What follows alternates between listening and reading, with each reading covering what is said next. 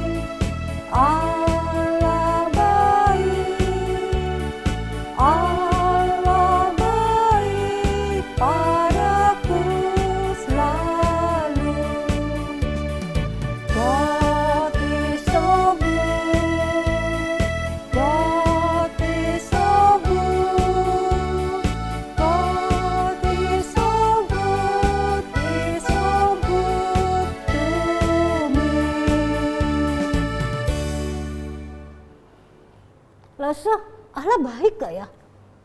Wah, Allah itu baik sekali, Lause. Benar sekali. Allah itu begitu baik dan berkuasa. Lause Marta pernah ya dulu sakit. Sudah ke dokter sana sini. Bahkan ke Sinsei juga. Tidak sembuh-sembuh juga. Akhirnya Lause Marta minta belas kasihan Tuhan. Tuhan baik. Tuhan sembuhkan Lause Marta. Sehingga Lause Marta tertolong. Dan Lause Marta tidak perlu dioperasi. Oleh sebab itu anak-anak ingatlah hanya ada satu nama yaitu Yesus. Yuk kita sama-sama menyanyikan lagu Ada Satu Nama.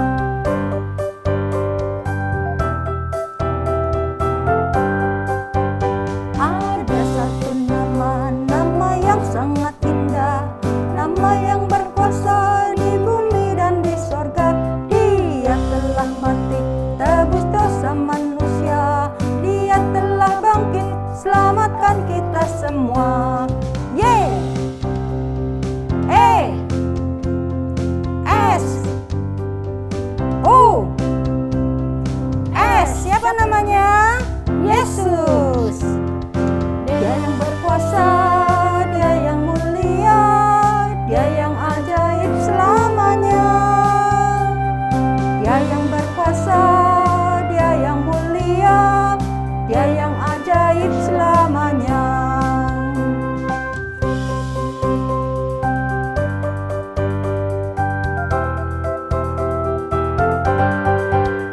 Ada satu nama, nama yang sangat indah, nama yang berkuasa di bumi dan di sorga.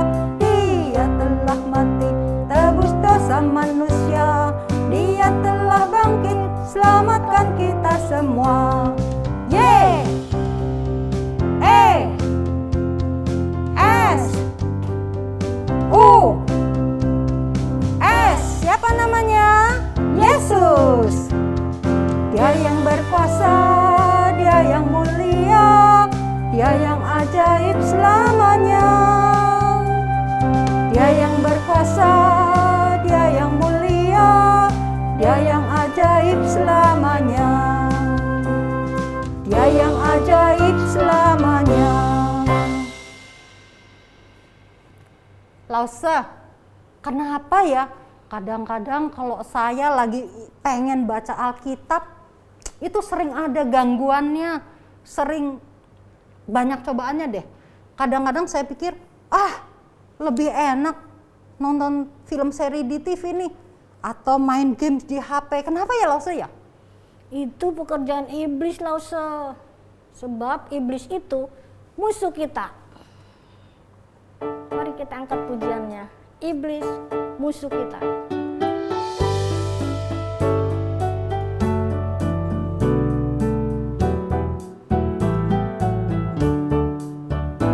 Iblis itu musuh kita. Dia lari seperti singa. Dia kata itu ini, dia cari sana sini. Iblis itu musuh kita. Yesus juru selamat kita. Dia mati di Golgota. Dengan darahnya yang mulia dia tebus dosa kita. Yesus juru selamat kita. Iblis itu musuh kita. Dia lari seperti singa. Dia kata itu ini, dia cari sana sini. Iblis itu musuh kita. Yesus juru selamat kita. Dia mati di Golgota. Dengan darahnya yang mulia dia tebus dosa kita. Yesus juru selamat kita. Atau bagaimana sih sebaiknya kalau kita itu merasa diganggu oleh iblis? Sebaiknya harusnya bagaimana ya loh saya? Seperti tadi mau baca Alkitab diganggu-ganggu. Sebaiknya bagaimana ya loh saya? Sebut saja dalam nama Yesus, sebab dalam nama Yesus ada kemenangan. Dalam nama Yesus iblis dikalahkan. Mari. Yuk, kita nyanyikan lagu Dalam Nama Yesus.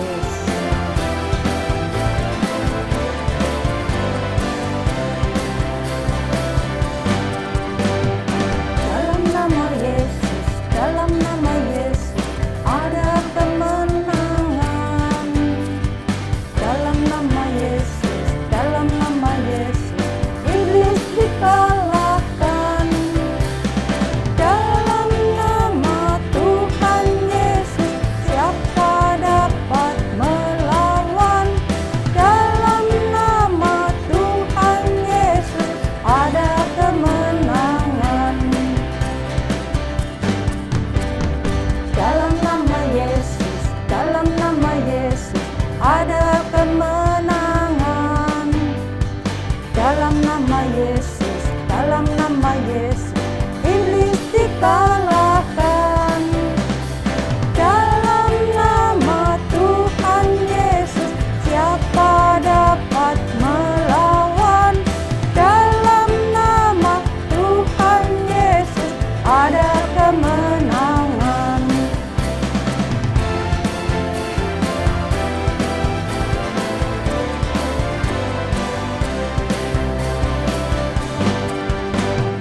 Dalam nama Yesus, dalam nama Yesus ada kemenangan. Dalam nama Yesus, dalam nama Yesus iblis dikalahkan. Dalam nama Tuhan Yesus siapa dapat melawan? Dalam nama Tuhan Yesus ada kemenangan. Dalam nama Tuhan Yesus siapa dapat melawan? Dalam nama Tuhan Yesus ada kemenangan. Yuk, sebelum mendengarkan firman Tuhan, kita bersama-sama berdoa dulu ya. Bapa kami yang ada di surga, terima kasih ya Tuhan, kalau kami sudah boleh bernyanyi, memuji dan memuliakan nama Tuhan. Sebentar lagi kami akan mendengarkan tentang Tuhan Yesus yang ajaib dari Alkitab. Tuhan tolong setiap kami agar kami dapat mendengarkan dengan baik dan mohon Roh Kudus membuat kami dapat mengerti. Terima kasih ya Tuhan, dalam nama Tuhan Yesus kami telah berdoa dan bersyukur. Amin. Nah, firman Tuhan hari ini diambil dari Injil Lukas pasal 8 ayat 22 sampai 39. Saat itu Tuhan Yesus, murid-murid dan beberapa orang sedang di dalam perahu di Danau Galilea. Mereka sedang ingin menyeberang. Perahu jalan tenang. Tiba-tiba ada angin ribut. Wah, angin ribut ya. Wah, makin kencang. Wah, angin ributnya makin kencang. Wah, bagaimana dengan perahu? Wah, murid-murid khawatir, takut ya. Wah, kita bisa tenggelam, bisa mati nih ya. Wah, takut sekali ya mereka. Mereka cepat-cepat membangunkan Tuhan Yesus. Guru, Tuhan, bangunlah. Guru, bangunlah. Tuhan, bangun. Wah, saat itu Tuhan Yesus sedang tertidur. Tuhan Yesus bangun. Diam. Tenanglah. Tuhan Yesus berkata kepada angin itu, menurut kalian bagaimana? Iya, angin itu mendengarkan kata-kata Tuhan Yesus. Luar biasa ya. Dan perahu yang tadi goyang begitu kencang, mendadak tenang kembali. Cuaca sekitarnya menjadi tenang kembali. Nah, sesudah itu tenang.